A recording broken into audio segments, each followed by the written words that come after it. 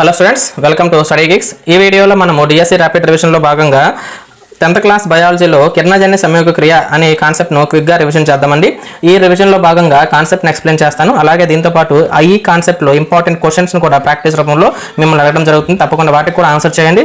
So that మీకు ఈ concept మీకు ఎంతవరకు అర్థమవుతుందో మీకు ఒక చెక్ లిస్ట్ లాగా అది ఉపయోగపడుతుంది.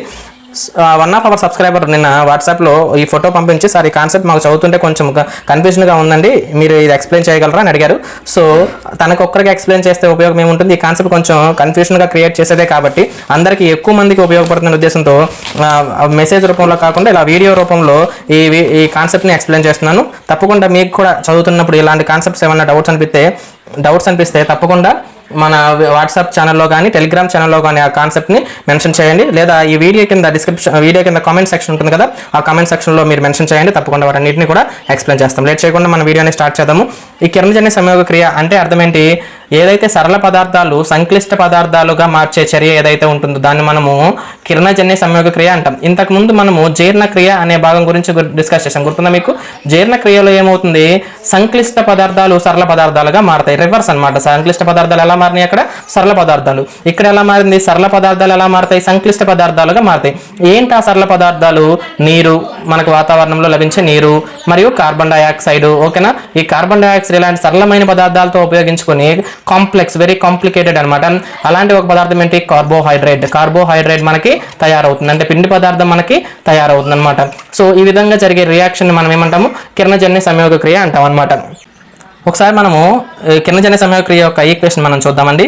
H2O అంటే నీరు, కార్బన్ డైఆక్సైడ్ అంటే CO2, ఇవి రెండు సూర్యరశ్మి సమక్షంలో మరియు క్లోరోఫిల్ సమక్షంలో ఏం చేస్తాయంటే ఆ క్లోరోఫిల్ సమక్షంలో కార్బోహైడ్రేట్ని తయారు చేస్తాయి. ఏంటి ఆ కార్బోహైడ్రేట్? C6H12O6 గ్లూకోజ్ అనమాట. ఇది కార్బోహైడ్రేట్ యొక్క జనరల్ ఫార్ములా మనం CH2 అని రాయొచ్చు. ఇక్కడ ఏర్పడుతుంది గ్లూకోజ్ కాబట్టి గ్లూకోజ్ యొక్క ఫార్ములా C6H12O6 అనమాట. సో దీంతో పాటు అదనంగా నీరు ఏర్పడుతుంది, అంతే ఉత్పన్నంగా ఆక్సిజన్ కూడా ఏర్పడుతుంది. ఈ చర్యలన్నింటినీ ఒకదాని గురించి ఒకటి డీటెయిల్డ్గా మనం చూద్దామండి యాక్చువల్గా. సరేనా? ఇక్కడ ఒక పదార్థం గురించి మీకు ఎక్స్ట్రాగా ఒక ఇన్ఫర్మేషన్ కావాలి, క్లోరోఫిల్. ఈ క్లోరోఫిల్ ఎక్కడ ఉంటుంది? ఆకులో ఉంటుంది. ఆకులో ఏ భాగంలో ఉంటుంది? హరిత రేణువులో ఉంటుంది. హరిత రేణువులో ఉంటుంది. సో కాబట్టి ఇక్కడ చర్యలు, మనకి జరిగే చర్యలు మనం రెండు రకాలుగా విభజించవచ్చండి. రెండు దశలు జరుగుతాయి. ఒకటేంటి, కాంతి చర్యలు. రెండోది ఏంటి, నిష్కాంతి చర్యలు. కాంతి చర్యలు, నిష్కాంతి చర్యలు. ఏంటి సార్ ఈ కాంతి చర్యలు, నిష్కాంతి చర్యలు? కాంతి అవసరమైన చర్యలు కాంతి చర్యలు, కాంతి అవసరమైన చర్యలు నిష్కాంతి చర్యలు. ఓకేనా? ఎప్పుడైతే ఇక్కడ మనం సూర్యరశ్మి అన్నాం కదండి, సో ఈ ఈక్వేషన్తో ఎప్పుడు కంపేర్ చేసుకుంటూ ఉండండి. సూర్యరశ్మి మీద డిపెండ్ అయ్యి జరిగే చర్యలన్నీ కూడా కాంతి చర్యలు, అలా డిపెండ్ అవ్వకుండా జరిగేవన్నీ కూడా నిష్కాంతి చర్యలు. ఓకేనా? సో ఈ కాంతి చర్యల్లో మళ్ళీ 3 దశలు ఉంటాయి. ఏమేం జరుగుతుందో చూడండి. ఫస్ట్ ఏం జరుగుతుంది, ఇందులో ఉన్న క్లోరోఫిల్ యాక్టివేట్ అవుతుందండి. ఎప్పుడు? ఈ కాంతి తగిలినప్పుడు, అంటే సూర్యరశ్మి తగిలినప్పుడు ఆ సూర్యరశ్మిలో ఉన్న ఈ ఫోటాన్ అనే ఈ శక్తిని గ్రహించి ఈ క్లోరోఫిల్ ఏమవుతుందండి, క్రియావంతమవుతుంది, యాక్టివేట్ అవుతుంది అనమాట. యాక్టివేట్ అయ్యి క్లోరోఫిల్ ఏం చేస్తుంది, నీటి అణువు ఉంది కదా, ఈ ఈక్వేషన్లో ఫస్ట్ చూడండి, ఈ నీటి అణువు ఉంది కదా, నీటి అణువును విడగొడుతుంది. ఏం చేస్తుంది? నీటి అణువును విడగొడుతుంది. సో ఏంటి, నీటి అణువు ఎలా విడిపోతుంది చూడండి. H2O ఎలా విడిపోతుంది, H+గా విడిపోతుంది, అలాగే OH- గా కూడా విడిపోతుంది. సో ఇప్పుడు చూడండి, ఇది అత్యంత ముఖ్యమైనది. ఈ రియాక్షన్ వివరించిన ఆయన పేరు హిల్ అండి. సో అందుకని దీన్ని మనం హిల్ రియాక్షన్ అంటాము. ఇదే అన్నిటికంటే ప్రధానమైనది. చూడండి, దీని నుంచి మొత్తం అంతా ప్రాసెస్ అంతా డిపెండ్ అయి ఉంది. ఏం జరుగుతుంది, ఇక్కడ H+ అణువు చూసారా, దీన్ని మనము ఫాస్ఫేట్ అణువు అంటారండి. ఫాస్ఫేట్ అంటారు. ఇక్కడ విడుదలైన ఈ ఫాస్ఫేట్ ఏం చేస్తుందంటే ADPతో కలిసి ATPగా మారుతుంది. అడినోసిన్ డైఫాస్ఫేట్తో కలిసి అడినోసిన్ ట్రైఫాస్ఫేట్గా మారుతుంది. ఇది మారి ఏం చేస్తుంది, శక్తిని విడుదల చేస్తుంది. ఈ విడుదలైన శక్తితో ఇక్కడ చర్య జరగడం మొదలవుతుంది. ఏం చర్య జరుగుతుంది, కార్బోహైడ్రేట్ తయారవుతుంది. అంటే ఆహారం, ఫుడ్ అనేది, గ్లూకోజ్ అనేది తయారవుతుంది. అలా తయారవడానికి కూడా మళ్ళీ ఫాస్ఫేటే కావాలి. మళ్ళీ ఈ ఫాస్ఫేట్ ఏం చేస్తుందంటే NADP అనే పదార్థంతో కలిసి నికోటినమైడ్ అడినైన్ డైన్యూక్లియోటైడ్ అంటాం అనమాట. NADP డైన్యూక్లియోటైడ్ ఫాస్ఫేట్ అంటారు. దీనికి ఇప్పుడు హైడ్రోజన్ వచ్చి కలిసి NADPHగా మారుతుంది. అంటే ఇదే ఫాస్ఫేట్ ADPతో కలిసి ATPగా మారి శక్తిని విడుదల చేస్తుంది. ఇదే ఫాస్ఫేట్ అను NADPతో కలిసి NADPHగా మారి ఇక్కడ దాకా ప్రయాణిస్తూ వస్తుంది. ఎక్కడి వరకు, స్ట్రోమా లోకి ప్రయాణిస్తూ వస్తుంది. అంటే ఇక్కడ మీరు గమనించారనుకోండి, కాంతి చర్యలన్నీ గ్రానాలో జరుగుతాయి, నిష్కాంతి చర్యలన్నీ స్ట్రోమాలో జరుగుతాయి అన్నమాట. సో ఇక్కడ హైడ్రోఫాస్ఫేట్ పరమాణు గురించి మనం డీటెయిల్గా మళ్ళీ డిస్కస్ చేద్దాము. ఇక్కడ మిగిలిపోయిన ఈ OH మైనస్ ఉంది కదా, ఈ OH మైనస్తో ఇంకొక మూడో రియాక్షన్ ఏం జరుగుతుంది, నీరుగా మారుతుంది, అలాగే ఆక్సిజన్గా కూడా మారుతుంది. నీరు మరియు ఆక్సిజన్గా మారుతుంది. అంటే ఇక్కడ జాగ్రత్తగా గమనించారంటే ఈ ఈక్వేషన్లో ఉన్న అన్ని పదార్థాలు దాదాపుగా చూడండి, ఇక్కడ ఏర్పడిన నీరు దీని నుంచే ఏర్పడుతుంది, ఇక్కడ ఏర్పడిన ఆక్సిజన్ ఈ H2O నుంచే ఏర్పడుతుంది, ఈ కార్బోహైడ్రేట్ కూడా ఏమవుతుంది, ఇక్కడ విడుదలైన ఈ ఫాస్ఫేట్ వెళ్ళిపోయి ఈ కార్బన్ డైఆక్సైడ్తో కలుస్తుంది అనమాట. సో కాబట్టి ఇక్కడ క్వశ్చన్ ఒకసారి ఏమడిగారంటే కిరణజన్య సంయోగ క్రియలో ఏర్పడే ఆక్సిజన్, అంత్య ఉత్పన్నంగా ఏర్పడే ఆక్సిజన్ దేని నుండి ఏర్పడుతుంది? ఆప్షన్స్ ఎలా ఇచ్చాడో చెప్పమంటారా? H2O నుండా, CO2 నుండా, రెండిటి నుండా అని అడిగాడు. జనరల్గా మనం ఏమనుకుంటాం, రెండిట్లోనూ ఆక్సిజన్ ఉంది కదా, రెండిట్లో ఆక్సిజన్ ఉంది కాబట్టి ఇది రెండింటి నుంచి ఏర్పడింది అనుకుంటాం. కాదు. సో ఇక్కడ ఏర్పడిన నీరు కానీ ఇక్కడ ఏర్పడిన ఆక్సిజన్ కానీ కేవలం H2O నుండి మాత్రమే ఏర్పడింది. సరే ఎలా సార్ దీంట్లో నుంచి సుమారుగా ఒకదాని తర్వాత ఒకటి చాలా రియాక్షన్స్ జరిగి ఏర్పడుతుంది అనమాట. ఇది ఇప్పుడు OH ఉంది అనుకోండి, OHలో నేను 4 తీసుకుంటున్నా చూడండి, OH minus OH minus OH minus OH minus అని తీసుకున్నాను. ఇక్కడ చూసారండి, ఈ రెండింటిని చూసారనుకోండి, 2 హైడ్రోజన్లు 1 ఆక్సిజన్, ఈ 3 కలిసిపోయి నీరు ఏర్పడుతుంది H2O. మళ్ళీ ఇక్కడ కూడా 2 హైడ్రోజన్లు 1 ఆక్సిజన్ కలిసిపోయి నీరు ఏర్పడుతుంది, సో H2O కదా. సో ఇక్కడ ఒక ఆక్సిజన్ మిగిలిపోయింది, ఇక్కడ ఒక ఆక్సిజన్ మిగిలిపోయింది, ఆ 2 కలిసి O2గా ఫామ్ అవుతుంది అనమాట. సో ఇప్పుడు O2 ఎలా ఏర్పడుతుందో మీకు అర్థమవుతుంది కదా. సో వీటన్నిటిని బట్టి ఈక్వేషన్ మీరు బ్యాలెన్స్ చేశారనుకోండి, 12H2O 12 నీటి అణువులు 6 కార్బన్ డైఆక్సైడ్ అణువులతో కలిసి ఒక గ్లూకోజ్ అణువును, 6 నీటి అణువులను, 6 ఆక్సిజన్ అణువులను తయారు చేస్తాయి అన్నమాట. సరేనా? సో ఇది నిష్కాంతి చర్యలకు సంబంధించిన రియాక్షన్స్ అండి. సరే, కాంతి చర్యలకు సంబంధించిన రియాక్షన్స్ 3 దశలు. ఒకటో దశ ఏంటి, క్లోరోఫిల్ రసాయన శక్తిగా మారుస్తుంది, యాక్టివేట్ అయ్యి ఆ రసాయన శక్తితో నీటి అణువు విడిపోతుంది. ఆ నీటి అణువు విడిపోయిన తర్వాత మూడో దశలో ఏమవుతుంది, మనకి నీరు మరియు ఆక్సిజన్ల ఏర్పాటు కూడా ఇదే దశలో జరుగుతుంది.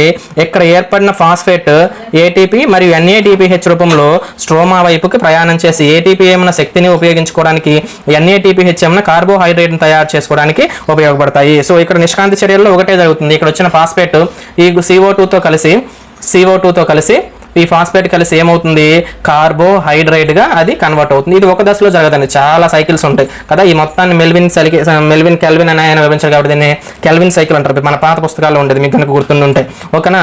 సో ఒకదాని తర్వాత ఒకటి రిబ్యులోజ్ 1,5 డైఫాస్ఫేట్ అని ఇలా చాలా పదార్థాలు ఏర్పడుతూ చివరికి అది గ్లూకోజ్గా కన్వర్ట్ అవుతుంది అనమాట. సో ఈ దశ గురించి మీకు అర్థమైంది అనుకుంటున్నాను. నిష్కాంతి చర్య అంటే ఇది కాంతి పైన ఆధారపడని చర్య, అంటే పగలు జరుగుతుంది, రాత్రి కూడా జరుగుతుంది, అంతేకాని రాత్రి మాత్రమే జరుగుతుందని మాత్రం మీరు అనుకోవద్దు. సో కాబట్టి ఈ కాన్సెప్ట్ మీకు అర్థమైతే తప్పకుండా వీడియోని లైక్ చేయండి. దీని తర్వాత మనం కొన్ని ప్రాక్టీస్ క్వశ్చన్స్ చూద్దాము, వాటికి ఆన్సర్ చేయడానికి ట్రై చేయండి. ఇక్కడ ఫస్ట్ కొంచెం చూద్దామండి. ఇక్కడ స్టేట్మెంట్ రూపంలో అడుగుతున్నాడు, ఏంటది, కిరణజన్య సంయోగ క్రియలో కార్బన్ డైఆక్సైడ్ మరియు నీటి అణువులు ఆక్సిజన్గా మారతాయి అన్నాడు. రీజన్ ఏమంటున్నాడు, కాంతి ఆధారిత ప్రతిచర్యలో తైలకాయిడ్ పొరలలో నీరు విడగొట్టబడుతుంది అంటున్నాడు. సో ఇది ఇందులో ఏది రైట్ ఏది తప్పు ఇప్పుడు మనం చూద్దాం. ఏంటది, ఫస్ట్ క్వశ్చన్కి ఏ ఏమన్నాడు, అసర్షన్ రీజన్ 2 రైటే, R అనేది Sకు సరైన వివరణ అంటున్నాడు. S సరైంది కానీ R తప్పు అంటున్నాడు. S తప్పు, R సరైంది అంటున్నాడు. S మరియు R 2 తప్పు అంటున్నాడు. ఇందులో సరైన ఆన్సర్ ఏంటో మీరు ఆన్సర్ కామెంట్ చేయండి. ఒక్క నిమిషం వెయిట్ చేస్తాను నేను, అంటే 2-3 సెకండ్లు వెయిట్ చేస్తాను. ఓకే, సో ఆన్సర్ చూద్దామా. సో ఇక్కడ చూడండి, స్టేట్మెంట్ ఏమంటున్నాడు, కార్బన్ డైఆక్సైడ్ మరియు నీటి అణువులు ఆక్సిజన్గా మారుతాయి అంటాడు. తప్పు, ఓన్లీ నీటి అణువు మాత్రమే ఆక్సిజన్గా మారుతుంది కాబట్టి స్టేట్మెంట్ తప్పు. కాంతి ఆధారిత ప్రతిచర్యలలో తైలకాయిడ్ పొరలలో నీరు విడగొట్టబడుతుంది. కాంతి చర్యల్లోనే కదా నీరు విడగొట్టబడేది, హిల్ రియాక్షన్ అంటాం కదా దాన్ని మనము. So reason right. సో ఆ S తప్పు, R సరైంది కాబట్టి ఆప్షన్ C అనేది ఇక్కడ రైట్ ఆన్సర్ అవుతుంది. నెక్స్ట్ క్వశ్చన్ చూసామనుకోండి, స్టేట్మెంట్ ఏమంటున్నాడు చూడండి. ఈ స్టేట్మెంట్, పత్రహరితం లేని మొక్కలు కిరణజన్య సంయోగ క్రియ నిర్వహించలేవంటున్నాడు. రీజన్ ఏమంటున్నాడు, పత్రహరితం కాంతి శక్తిని శోషించుకునే ప్రధాన వర్ణద్రవ్యము అన్నాడు. సో ఇందులో ఏది సరైంది ఏది తప్పు, అసర్షన్ రీజన్ 2 సరైనవా, R అనేది Sకి సరైన వివరణ. S సరైంది కానీ R తప్పు, S తప్పు కానీ R సరైంది, S R 2 తప్పు అని అంటున్నాడండి. ఇందులో ఏదో చెప్పండి ఎవరైనా, ఏనా, బీనా, సీనా, డీనా? ఓకే చూద్దాం. పత్రహరితం లేని మొక్కలు కిరణజన్య సంయోగక్రియను జరపలేవండి. ఎందుకని, క్లోరోఫిల్ కావాలి కదా. క్లోరోఫిల్ ఎక్కడ ఉంటుంది, పత్రహరితంలోనే కదా, సారీ హరితరేణువులో ఉంటుంది కదా. ఓకే, ఆన్సర్ చూద్దామండి. పత్రహరితం లేని మొక్కలు కిరణజన్య సంయోగక్రియను జరపలేవండి. పత్రహరితం కనుక లేకపోతే నీటి అణువు అనేది విడగొట్టబడదు కదా, సో కాబట్టి ఆటోమేటిక్గా చర్య జరగదు. పత్రహరితము కాంతి శక్తిని శోషించుకునే ప్రధానమైన వర్ణద్రవ్యము. అంతే కదా, కాంతి శక్తిని అందులో ఉన్న ఫోటాన్స్ అంటాం, ఫోటాన్స్ రూపంలో ఉన్న శక్తిని శోషించుకునే ప్రధాన వర్ణద్రవ్యం అనమాట. సో రెండు రైట్, ఎస్ఆర్ రెండు కరెక్ట్, ఆర్ అనేది ఎస్కి సరైన వివరణ అవుతుంది అనమాట. సో నెక్స్ట్ క్వశ్చన్ చూద్దాం. ఈ స్టేట్మెంట్ ఏమంటున్నాడు, కిరణజన్య సమయక్రియలో కార్బన్ డైఆక్సైడ్ విడుదలవుతుంది అంటున్నాడు. రీజన్ ఏమంటున్నాడు, కిరణజన్య సమయక్రియలో గ్లూకోజ్ సంశ్లేషణకు CO2 ఉపయోగించబడుతుంది అంటున్నాడు. ఈ రెండిట్లో ఏది సరైనదో చెప్పండి, ఒకటోదా రెండోదా లేదా రెండు సరైనవేనా? స్టేట్మెంట్ ఎస్ఆర్ రెండు సరైనవి అంటున్నాడు, ఎస్ సరైనది, ఆర్ తప్పు అంటున్నాడు, ఎస్ తప్పు, ఆర్ సరైనది అంటున్నాడు, ఎస్ఆర్ రెండు తప్పు అంటున్నాడు. సో ఏది కరెక్ట్ ఆన్సర్ ఎవరైనా కామెంట్ చేయండి. ఆన్సర్ చూద్దాం ఒకసారి. కిరణజన్య సమయక్రియలో CO2 విడుదలవుతుంది కాదండి, CO2 ఉపయోగించబడి కార్బోహైడ్రేట్గా మారుతుంది, O2 విడుదలవుతుంది, ఆక్సిజన్ విడుదలవుతుంది. So statement wrong, reason right. కిరణజన్య సమయక్రియలో గ్లూకోజ్ సంశ్లేషణకు CO2 ఉపయోగపడుతుంది, గ్లూకోజ్ కావాలంటే CO2 కావాల్సిందే, కాబట్టి ఎస్ తప్పు, ఆర్ సరైంది, ఆప్షన్ సి అనేది కరెక్ట్ ఆన్సర్ అనమాట. సో నెక్స్ట్ క్వశ్చన్ చూద్దాం. ఈ స్టేట్మెంట్ ఏమంటున్నాడు, ఆకుపైన అయోడిన్ పరీక్ష నీలము నలుపు రంగును చూపితే అది కిరణజన్య సంయోగక్రియ జరిగిందని నిరూపిస్తుంది. రీజన్ ఏంటి, అయోడిన్ పిండి పదార్థాలతో చర్య జరిపి నీలం నలుపు రంగుని ఇస్తుంది అంటున్నాడు. ఎస్ఆర్ రెండు సరైనది, ఆర్ అనేది ఎస్కి సరైన వివరణ, ఎస్ సరైనది, ఆర్ తప్పు, ఎస్ తప్పు, ఆర్ సరైనది, ఎస్ఆర్ రెండు తప్పు అంటున్నాడు. సో ఇందులో కరెక్ట్ ఆన్సర్ ఏంటో కామెంట్ చేయండి. చాలా ఈజీ క్వశ్చన్, డైరెక్ట్ క్వశ్చన్ ఇది. సో ఇక్కడ చూడండి, ఆప్షన్ ఏ అనేది ఇక్కడ రైట్ అనమాట. ఏంటి, ఆకుపై అయోడిన్ పరీక్ష నీలం రంగును చూపితే అక్కడ కిరణజన్య సంయోగక్రియ జరిగిందని, పిండి పదార్థం తయారైందని అర్థం కదా. అయోడిన్ పిండి పదార్థాలతో చర్య జరిపితే నీలం రంగు వస్తుంది కాబట్టి, సో ఆప్షన్ ఏ అనేది ఇక్కడ రైట్ అండి. సో ఈ వీడియో మీకు యూస్ఫుల్ అని మీరు భావిస్తే తప్పకుండా ఒక లైక్ ఇవ్వడం మర్చిపోకండి, లైక్ చేయండి. నెక్స్ట్ ఏ కాన్సెప్ట్ కావాలో కామెంట్ చేయండి. మళ్ళీ వీడియోలో కలుద్దాం.